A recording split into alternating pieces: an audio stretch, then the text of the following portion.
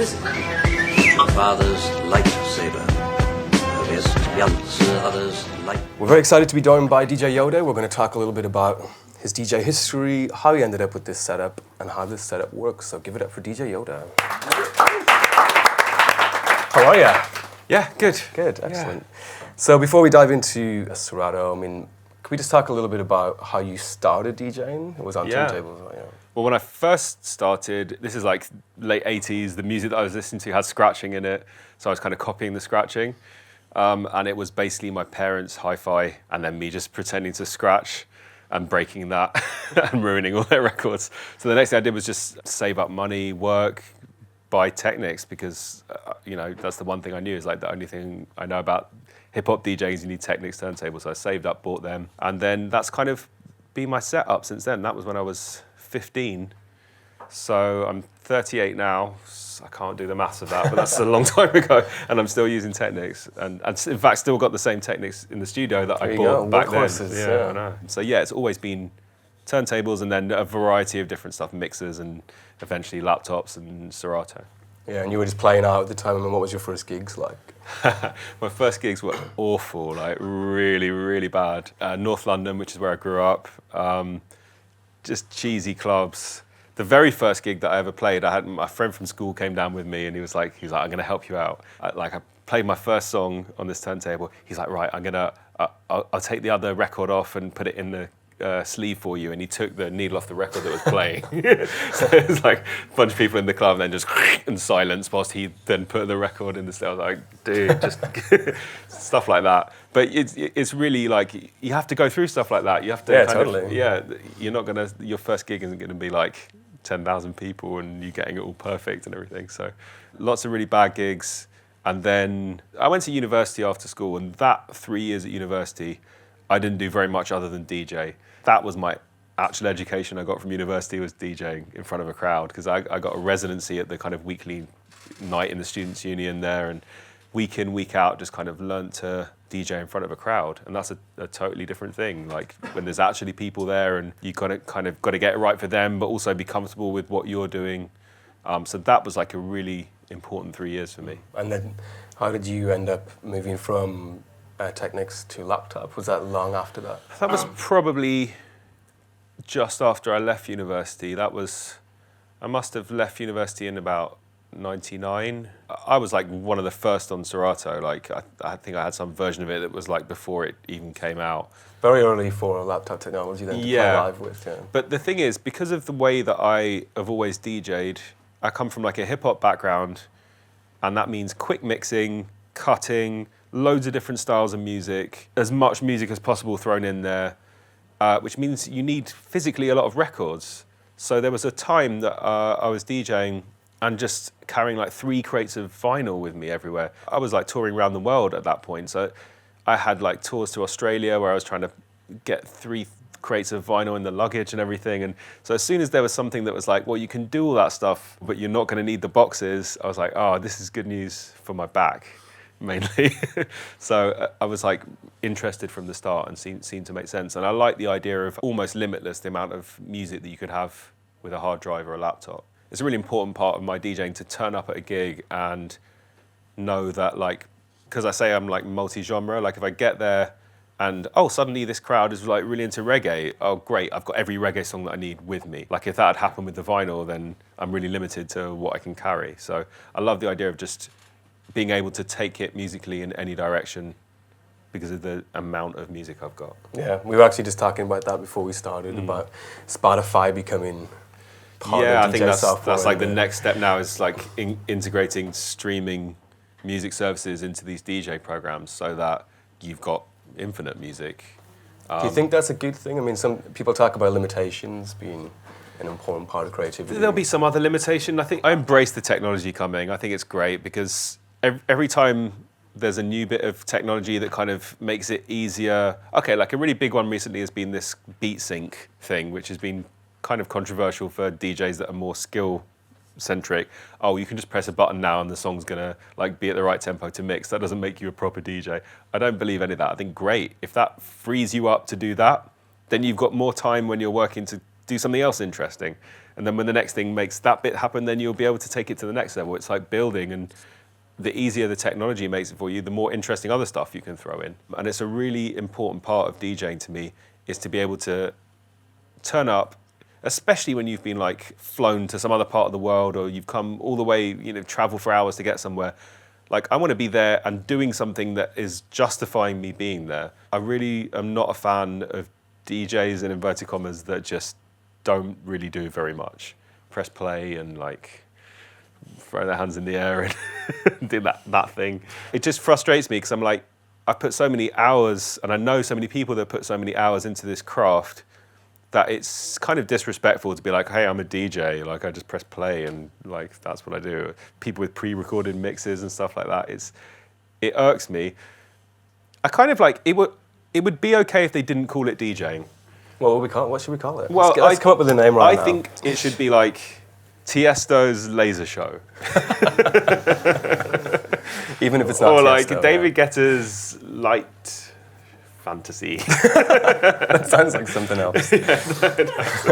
It's about the production with those things and the brand, and like I recognize that people love that, and people want to pay to see that, and great, let that exist in the world. But the only thing that bothers me is when people call it DJing and then get it confused with what I do and what loads of people I know do. There's a real art to it.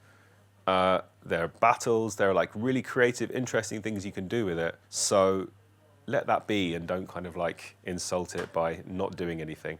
So yeah, the reason I got onto that was saying, with the technology, like I think it's great to have all this stuff, because it builds things to the next level, and you can get there and find some other crazy thing. Like that's how I got into the video side of what I do, because I'm like, well, now this kind of setup is working for me with the music, and I find it much easier to do that.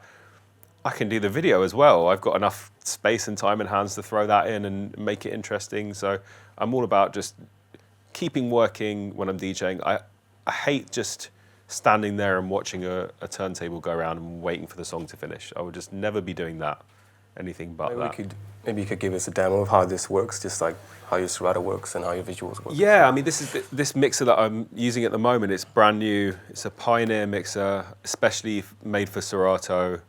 It's designed so that ideally everything you need to do with Serato, you could just do from the mixer. So you shouldn't technically have to touch the laptop at all. Sometimes it's a bit quicker, and I'm still a bit more used to doing that if it's searching for songs or whatever. But really, you should be able to scroll through tracks, select tracks, and then skip through tracks, add any effects you want, do anything that you need to do just from the mixer. And the other thing I love about it is it's just got this kind of clean area down here, which if you're scratching and doing kind of complicated stuff with a mixer, you're not going to bounce your hand over buttons and stuff whilst you're using that area. And it's got lots of nice, pretty colors, which is the most important thing. So yeah, you can like select tracks. Stop fronting and use your head. And then set your kind of cue points here. Yo, stop fronting and use your head. Add echoes and effects and everything. There's like a quantize feature now in Serato, which I think is pretty cool. So it means that all that stuff is always going to be on beat, hopefully.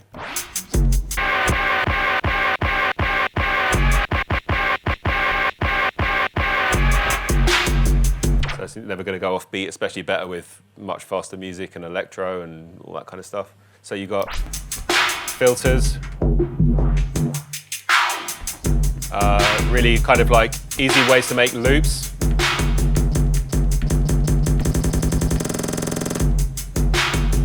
This area here, you got this feature called roll. Hold up.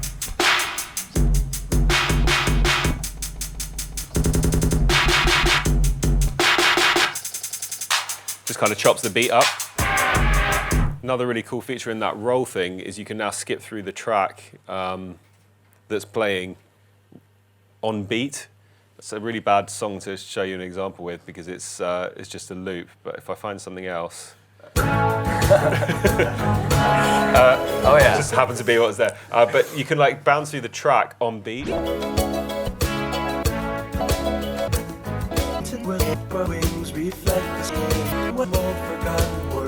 really bad song to show you with, but it's really good for like if you want to get to a certain point of a track and the song's playing, it's not going to affect the rhythm of it in any way. So that's really cool. This slicer thing, it will kind of like chop up the beat for you. It's almost like a production tool in a way.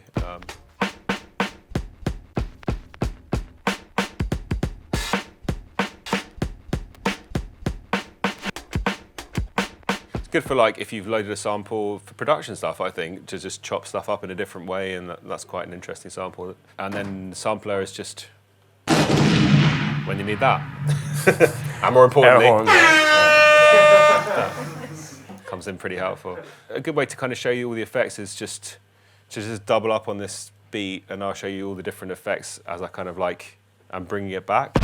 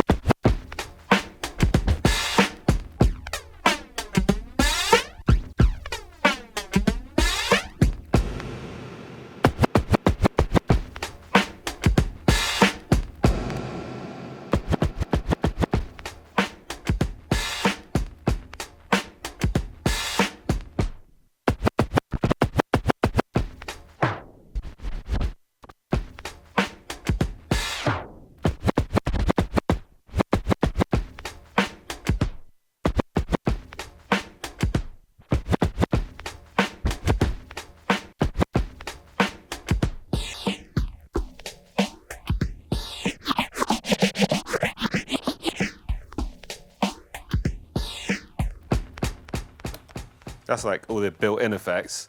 And then you've got like all the Serato effects as well, which you can change to, there's like 100 different things that you could use.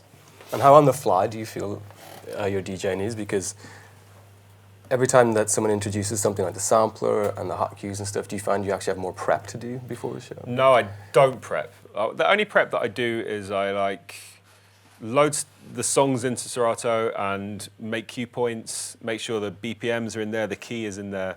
And then every gig that I do, I turn up and I have no idea what I'm going to do until I start. And then I just hopefully like read the crowd. And you know, it's really different when you're playing multi-genre like that. If you're known as like, oh, that guy plays jazzy drum and bass, then you're pretty much like in a box, like you've got your jazzy drum and bass songs, you're going to play them.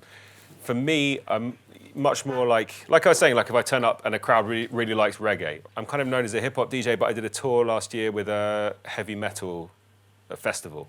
So I was like, okay, let's try and find some like rock stuff that I can play. Sometimes I get booked to play 1930s kind of swing, speakeasy type things. I can do that. So I like having it all there and being able to take it off in any direction. And yeah, I kind of enjoy that challenge. It gives me something to do.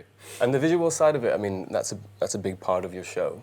Yeah. How did you end up integrating that? Did you jump on that as soon as that technology came available? Yeah. So like when I first started making mixes, I would, again, I can probably like demonstrate this with audio, but say I had like a beat like that one I was just playing.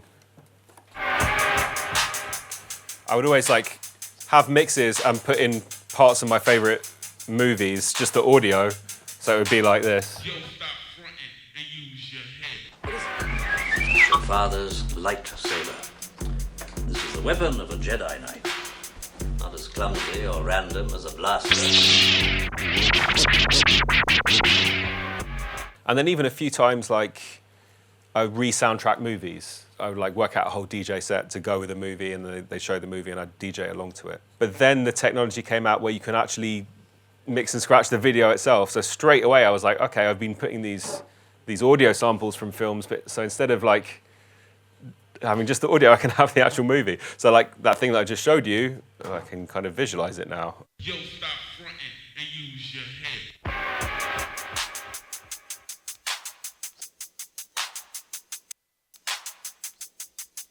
What is it? Your father's lightsaber. This is the weapon of a Jedi Knight. Not as clumsy or random as a blaster.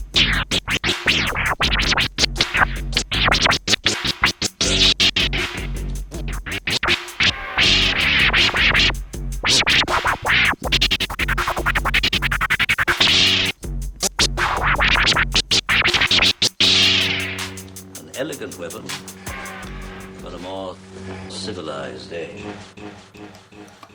So it's like, kind of made sense. I was like, okay, wow, I can take all my favorite bits of films and scratch them all like I would scratch samples. So it kind of made perfect sense to me to incorporate that video side of what I do. Yeah, what I've learned since that is that whether I do that or do an audio DJ set entirely comes down to the venue, because that really works when you've got one massive, great big screen that everyone can see. If they try and if you've got a low ceiling venue with like plasmas like that around the screen, it just doesn't, you need to have like a focal point for it. So I kind of check out a venue and then I'm like, if it's going to work to do the video thing, let's do it. And if it's not, I can just DJ and that's fine. But I enjoy doing both those different things because it just keeps it interesting for me. You know, after like 20 years DJing, like 1 week I'm like, oh, I'm doing a video show and it's in Barcelona, so I need to think about things like that. And the next week it's like, oh, it's a DJ set, but it's in Brighton or something. So it just makes me think about things differently. With samples in general, I mean, your own music too. I mean, you used to find samples in record shops, like going through stuff, the sample digging. You do that online now, is that right? Yeah, pretty much. I mean, like, YouTube has become my record shop. And it's kind of daunting sometimes because I sit there and I just think, I open YouTube and I'm like, what's good? It's a big question. Yeah, it's a big one. Where do you start? So I actually kind of enjoy it when I'm given briefs. So I did a thing for BFI last year where they had a sci-fi season. So they were like, can you do a video show with just all sci-fi, the best of sci-fi? So I'm like, okay, great. I've got a project. I can delve into it. I can research. I like find the best sci-fi bits. My AV shows, when they're just left up to me, tend to be really random because, you know, like everyone gets sent stupid YouTube videos at work week in, week out. And I just kind of, the difference is I save that stuff and then I play it in front of 1,000 people at the weekend. So I've got this kind of great big bank of videos that are just everything that you can think of. And one thing I like about the Serato video is that you can assign specific video to certain songs. So if I'm like, oh, I've got this great bit of 80s footage, I'm going to make sure that if I ever play this 80s song, that specific video is always assigned to it. Or you can just have it randomly select a video for songs that you haven't done that with. So if I'm in a live situation, I'm like, oh, I really need to play a drum and bass song now. It will just pick something random. So you'll get some video for it and I'll be able to play the song. So I like that feature because it makes me feel more like I'm free to just play whatever I feel like playing. How do you decide what video goes with which track, if you don't have the music video? Stuff just comes to mind. That's like a really impossible question to answer. Sometimes it would just be, for lack of anything else, I'm like, okay, Mexican gangsters, just anything I can think of. And then sometimes things just seem to fit right. So it's something to do with the kind of geography or the era of a song, like informs that. Or sometimes it's just the juxtaposition. Like you might have like a really hard gangster sounding song and then the absolute opposite with the visuals. So that's kind of quite enjoyable to choose that stuff. And you mentioned about technology pushing things forward for you, and it's always just giving you an opportunity to do something new. What is it that you're waiting to happen? I mean, I know you're very involved in testing stuff, so maybe you can't say too much. No, like I help Pioneer with the equipment and Serato with the testing as well, so I'm really bang up to date with it all. The thing on the video side that I've been waiting for that we're not there yet with would be for 3D to be good in a club. At the moment, you can do it with glasses. And I've seen people try and do that. You don't really want to go to a club and put on 3D glasses, I don't think. So once it can be like holographic, I think it's a little way off, but I think it will happen. That sounds really cool to me. The thought of being able to kind of control 3D images that come in and out of the room just by going like that. I think that sounds like a good idea. Yeah, sure thing. Shall we see a demo of this in action? I kind of want to explain it before I do it because it's one of these mixes that I kind of think it's really clever, but people in the club might not necessarily. Just like I feel like sometimes in the club I feel like stopping it, like, can I just explain what I just did to you? Because it's really clever actually. So stop the music. It's like an opportunity to do that. So that's why I'm finally. Yeah. So there's a video to this hip hop song by Evidence, and the video kind of looks like this. He's on a roller coaster kind of rapping. And what I did was I kind of found the a cappella version of the song, ripped that a cappella, and then put it on top of the video and removed the actual song from the video. So now the video that I'm using is just his vocals. It's like a video of the song, but just an a cappella video. Said it's leap year. Yeah. Who's the wolf in sheep's clothing? Fuck it, the rabbit hit the drum and kept going. So I've got this mix that I do with it where it's kind of a hip hop into drum and bass transition. I'll just do the mix for you quickly and then kind of explain afterwards. So it's something like this. Roll the red carpet out. Tank, tank, tank, tank, tank, tank, tank, tank, tank,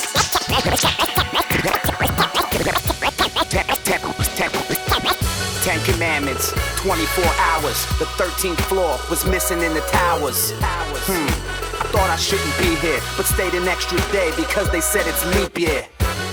Who's the wolf in sheep's clothing? Fuck it, the rabbit hit the drum and kept going. Each word is the church and minister. Approach, I coerce the listener, so listen up. Hitting park bench rhythms up till I vision the flow. I stay at home, sitting visitor. Radio, I visit station nights. It's kinda like they fucking visitation rights. This ain't the place for my face and lights. I'm type driven, living in a fucking shadowless life. I dilate like pay attention. Slow flow just arose when mentions. I didn't die lately, I just slept on bed springs. Can't define people, I just see dead things. It ain't just rap, I body ladies in one line. Talking slick to 3 chicks on text at one time. I see shattered words, they left broken pieces. Lines undone, half uncompleted. To be continued, ... Cliffhanger, my life is like I'm scaling a rock and it's on.